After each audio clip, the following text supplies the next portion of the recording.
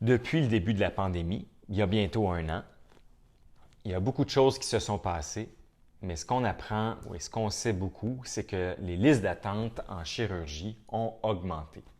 On a dû fermer des blocs opératoires, réaffecter des infirmières et ça a causé beaucoup de tort au système. Puis présentement, il faut trouver une solution. Une des solutions qui est mise de l'avant pour solutionner ce problème-là, c'est d'améliorer nos façons de faire en chirurgie.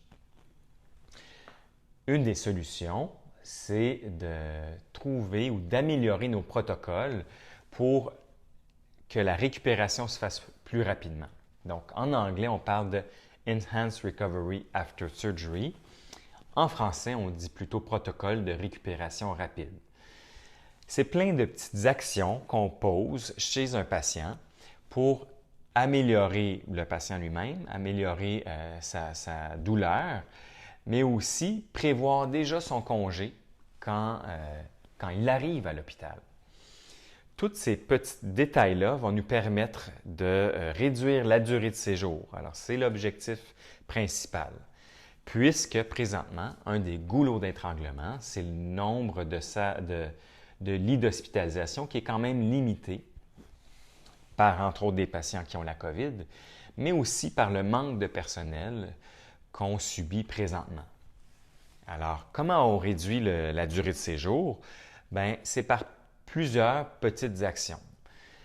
La première, réduire le nombre de cathéters qu'on utilise pour chaque patient et se poser la question, est-ce que ce cathéter-là a une utilité? Un cathéter, c'est tous les tuyaux ou tous les tubes qu'on utilise chez un patient. Ça peut être sa sonde urinaire, le tube nasogastrique, une intraveineuse ou même une épidurale. Alors, tous ces cathéters-là ont une utilité, mais parfois, il faut se poser la question, est-ce qu'on en a vraiment besoin? Et en protocolisant ces cathéters-là, leur utilisation, on va permettre de les retirer plus rapidement quand tous les critères sont atteints. Donc, en retirant les cathéters plus rapidement, on va permettre la récupération plus rapide. Un autre aspect du protocole de récupération rapide, c'est d'augmenter ou d'améliorer la coanalgésie, la protocoliser encore une fois. Donc, on veut soulager nos patients avec plusieurs médicaments en réduisant les médicaments qui ont le plus d'effets secondaires. Donc, on sait que les narcotiques sont de très bons médicaments pour soulager la douleur, mais malheureusement, ils causent beaucoup d'effets secondaires. Et en donc réduisant l'utilisation des narcotiques et en augmentant l'utilisation des autres médicaments d'analgésie, on va pouvoir, encore une fois, réduire la durée d'hospitalisation.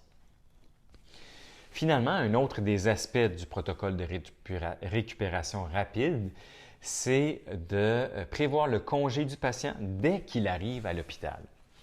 Donc, si on a déjà un plan clair de quels seront les critères de congé avant son arrivée, bien, ça va être plus facile de prévoir son congé, de prévoir le soutien à domicile et le changement de pansement, par exemple.